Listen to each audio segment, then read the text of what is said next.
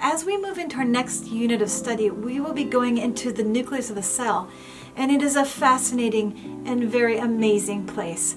What we find there is not just a bunch of randomness, but rather we find information, and a lot of it. Here we find our DNA and the very complex and amazingly accurate copying process the RNA does as it makes new cells through the process of mitosis and meiosis. As we focus on all this information, we once again find ourselves asking the question, could this information have formed by chance alone? No guidance from God, just complete chance bringing it about? Could the process to copy this information with such fidelity have happened by chance alone? Or does this amazing code point to a code writer? The goal for this devotional is to show that it is rational to believe God exists and that He is the God of the Bible. And it's going to take us a while. As Richard Swanson, MD, says so perfectly in his book, More Than Meets the Eye, if we observe design, it's not wrong to infer a designer. And if we observe life, it's not wrong to infer a life giver. And if we see DNA, it's not wrong to infer the precision of a genius. If we see information and intelligence and intention, it's not wrong to infer God. So let's get started with learning something known in philosophy as the Cosmological Argument. In Apologetics, we call this an argument. This is not an argument like when you have a disagreement with someone, so you fight about it. This is an argument like as in a court of law, when you present your case for something that happened. It is called an argument. In this case, we are arguing the case that when we look at the cosmos, which is all of creation from the microscopic all the way to the macroscopic, we see evidence that points toward the need for a creator to exist. So let's dig in and share what this evidence or this argument is. The cosmological argument begins with the first argument, and that's the prime mover. If I just set my dry erase marker here like this, and I leave it like that, and nothing acts upon it, this dry erase marker cannot move itself, right? Something has to act upon it in order to get it to move. An outside force must act upon it. I could blow on it, and then the outside force of my breath cause the marker to fall. I could shake the table, and in shaking the table, I could cause the pen to fall. There's all sorts of things that I could do on the outside to cause the pen to fall, but there's nothing that pen can do in and of itself to fall. It won't do that. It's going to stay right where it's at. And the prime mover is that concept. It says that motion that we observe in the world implies that there's a first mover, something that caused that motion to begin. And God is that first mover. Whatever it is we say caused the motion to begin at the beginning of all time. That, whatever it is God. That's the first argument. The second argument is called the first cause. With the first cause, the best example I can think of is with my dominoes. You all know that you've played this game before, where you set up the dominoes in a fun pattern. So in this part of the argument, we use dominoes to explain that there has to be a first cause to the formation of the universe. Every cause has a first cause. An outside force must cause the first domino to fall. And then each domino will cause the next one to fall. If every effect requires a cause, then there must be an efficient cause for the universe. So let's talk about that. So basically here I am, I'm going to be the first cause. I make the decision to touch this domino. And when I do, I'm the first cause that causes an effect. That is that my domino that I touch will fall over. And the effect of my domino falling over will cause the next domino to fall over. And the effect of it falling over will cause the next domino to fall over. Like that. If every effect requires a cause, then there must be an efficient cause for the universe. God is that cause. No matter how we define this cause, it must be God, because it has a causal power. So the next question on the agenda would be, what is this God like? Not does he exist, but rather, Since he exists, what is he like? So that gets us into argument number 3. It's called the logically necessary being. And in the example of the logically necessary being is something called infinite regression. Here's how it works. If I ask you the question, where did you come from? You'd answer, well, my parents, right? And then if you said, well, where did they come from? You'd say, well, my grandparents. And you'd say, well, where did they come from? You'd say, my great-grandparents. And I'd say, well, where did they come from? And as you can know, and you can sense that eventually we get back to something. There has to be a beginning point. You could not get to where you are by going eternally backwards, asking the question for forever. So there has to be a beginning point. Something had to begin mankind, as well as the entire universe. And whatever that start of creation was, whatever that beginning point was, it's God.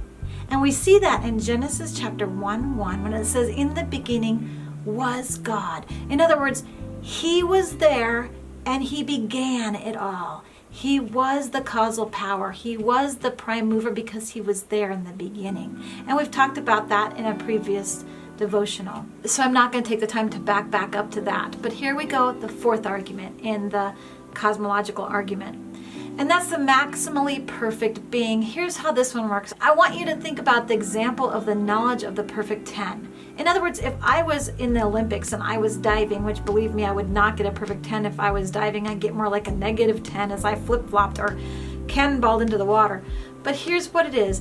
If you were on the Olympic team's judges panel, and it's your job to judge the divers, and you would look out there and you watch this diver and he dives it perfect, and you say, oh my word, that's a perfect 10, and you give them a perfect 10, you hold up a perfect 10. The fact that we can determine how perfect a dive is tells us that there has to be a perfect dive, right? Well, there's actually a perfect dive, believe it or not, that they all look at and they say, this is what a perfect dive looks like, and this is what we're going to actually judge everybody on. This is a perfect dive. This is a 10. Well, the idea of the maximally perfect being is that there has to be a perfect being out there for us to understand what perfection is. God must be the perfect being. Why? Well, we know of the perfect character traits we all strive for, right? Love, not hate. Compassion, not selfishness. Obedience, not rebellion. Righteousness, not evil. Life, not murder. Relationship, not loneliness. Peace, not war. Healing, not suffering. Tolerance, not racism. Things like that. How do we know this? How does every human soul know this? Something has to exist for us to know virtue is better than vice, and that something is God. For the next example that I have, it's called argument number 5, and it's the designer. Okay, and we've talked a lot about this, but I'm going to use this little bag of alphabet tiles to help us to understand this one. Basically, here's what the designer says. There's order in the universe, from the microscopic to the macroscopic, from cellular to the cosmos, from internal to external order of our cells, organs, and even our entire bodies. There's order there. And if you go all the way down into the DNA molecule, which is where we're going right now in the class, it causes you to ask, how did non-life step across the threshold to become life? How did life encode immensely complex amounts of information onto a DNA molecule to make and continue to make living cells? One of the textbooks I read that I wrote this quote down. I did not write the source of it. I apologize for that. That is not good, but I'm going to let you know. I am actually quoting from somebody right now. He said this. He said, evolution from inorganic molecules to information containing RNA to proteins and eventually to complex human beings is such an impossibility. This is why it is referred to as a crucial change. Evolution falters at this point in which information arises by pure chance alone. So what is the response of evolutionists who say there is no God on how this crucial change occurred? Well, let's read from our textbook again on page 321. In that textbook I read to you from the last time, it says this. It says, the change from random RNA structure to information containing RNA structure to association with proteins is a very big one. And biologists do not really know how it happened. It is, in fact, the crucial change? So far, no one has a detailed hypothesis. So here's the interesting thing about that statement. The evolutionists in their textbooks say this is the crucial change. We don't have a detailed hypothesis, yet God has given them the truth. They just don't want there to have been a God. Therefore, they take out the answer and then say there is no answer. There's no detailed hypothesis. We just need to get smarter to figure it out later.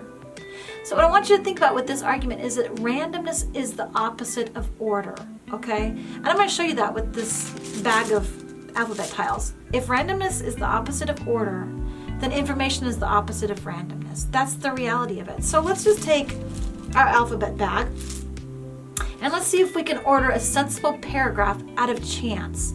And but we don't want just a paragraph. We want it to be a paragraph that teaches us something really, really important. Maybe what we want is an entire blueprint and instructions for building a home, complete with instructions of how to create every board, the wire and the wiring and the roofing panels, and the color of paint that I want on my walls, and how to mix that exact color for every wall in my home. We're going to get that out of our alphabet bag by chance. The probability of me being able to get this type of information out of this bag is pretty slim, right? But let's give it a try. I'm going to open it up and we're going to randomly pull out a couple letters, see if we can make some sense out of this. Okay, our first letter is an E, okay? And then there's a T and an L, and we're going random, a G. Okay, I'm sure we'll get at least, I don't really have I don't even have a word yet. Let's see if we can at least get a word. F, okay, F, 4, F-O-R, if I could get an O. I got a U. All right, no problem. Oh, here's the O I needed, but it came after the U. That's not gonna work. Another O. This is not making any sense. An N. Oh, I got my first word. I got the word on. O-N, on. And I have a Q. Okay, I could do this all day long. I'm not going to get a sentence. I'm not going to get a paragraph. I'm definitely not going to get a blueprint for how to do my house. Right now I've got this. E-T-L-G-F-U-O-O-N-Q. There's no sense to it. That's randomness. Randomness does not bring about order. And therefore I cannot get information out of randomness. But what is the probability of getting just one needed protein that the cell needs to occur? I mean, maybe this happened over millions of years. We just need to get one protein at a time, right? And yet one protein would need to still be information, and it's not just a word like on, O-N. It's thousands of them put together in order to make just one protein. And we're going to see that as we get into learning about nucleotides and amino acids and how we make polypeptides. One protein alone needs to have order. It still has information, and we're going to see just how much information we have. From Go codons that begin the process of DNA replication to stop codons that end it. This is just too much to imagine could happen by chance. Here's another quote of somebody who said it, and this is a person named Weister. This is what he says. He says, "It is assumed that the protein must be synthesized by a gene with at least 1,000 nucleotides in its chain." 1,000. A chain of 1,000 nucleotides made of the 4 basic units might exist in any of 41,000 ways. 41,000 ways, but only one will form the protein being sought. The chance that the correct sequence would be achieved by simple random combination is said to be so small that it would not occur during billions of years on billions of planets, each covered by a blanket of a concentrated, watery solution of the necessary amino acids. So, what do evolutionists say about this probability? Let's check our textbook and see. Here's what they say. They say the pathway from the cosmic formation of organic molecules to the first cell probably occurred in a long series of small steps. Each of these small steps had a high probability of occurring given the laws of chemistry and physics and the condition existing on the Earth 4 billion years ago. Okay, so let's think critically about their answer. We find that we are making a whole lot of assumptions about the condition of the Earth, and we actually see that the law of chemistry and physics are actually broken during the process of evolution. So the conditions on the Earth The laws of thermodynamics, the problem of the first cell, and the problem of flight. We've already discussed all of these aspects of the argument that support the designer in the video called The Problem of the First Cell. You may watch that video again to gain an understanding of this point of the cosmological argument if you'd like to get a refresher. But to summarize quickly, which laws of chemistry and physics that are broken with evolution we find in the first one, the cell theory, which we just learned about. The cell theory states, number 1, that living things are made up of cells. Number 2 states that the cell is the basic building block of all life. And finally, number 3 states that all cells come from pre-existing cells. Evolution goes back to the idea of spontaneous generation, life popping into existence spontaneously from non-life. And this goes against the cell theory. Secondly, the first law of thermodynamics states that energy is neither created anew nor destroyed, but evolution has the idea of energy just coming anew through the Big Bang, and life just formed from this energy. Well, you can see the problem. Energy is neither created nor destroyed, and yet at evolution, we have energy just popping into existence. The second law of thermodynamics states that systems always tend toward greater states of disorder, and that conversions are inefficient. We see in this law that everything tends to move toward disorder and inefficiency, yet evolution moves toward more order and more efficiency, somehow choosing the better pathway. We even are presented with a tidy room as an example of the theory of entropy, and we discuss how energy from outside the system must be put into the room in order to clean up dust and dirt and put clothes and books away. If left to itself, we are told things go downhill toward random chaos fast. We do not see movement toward more order and efficiency as evolution must have. So you can see that we actually are breaking the laws of physics and chemistry and even biology when we say how life came popping into existence. As you can see through this beginning argument called the Cosmological Argument, there's plenty of evidence to form a solid argument for the existence of God, a creator. The creation itself cries out that there's a God, as the cosmological argument has shown us, and we see it in Scripture as well. Psalms 19, 1-3 says, "The heavens declare the glory of God. The skies proclaim the work of his hands. Day after day they pour forth speech. Night after night they reveal knowledge. They have no speech. They use no words. No sound is heard from them." And yet all of creation cries out the glory of God. We can look at his creation, we can study microbiology, and we can say, whoa, there was a God. And he was a powerful God. And not only was there a God, but there is a God. And that God is still involved in his creation. Hebrews 11:3 is one of my very favorite verses. It says, "By faith we understand that the universe was formed at God's command, so that what is seen was not made out of what was visible." There is a God, as we've seen today in our court case. But what is that God like? Is he just some force that made things happen? Or is he the God of the Bible, personally involved with his creation? In our next devotional, we will explore this question through another apologetic argument called the Kalam Argument, and see if we can logically come one step closer to saying, yes, the God of the Bible is the one true God, just as he claims to be. See you next time.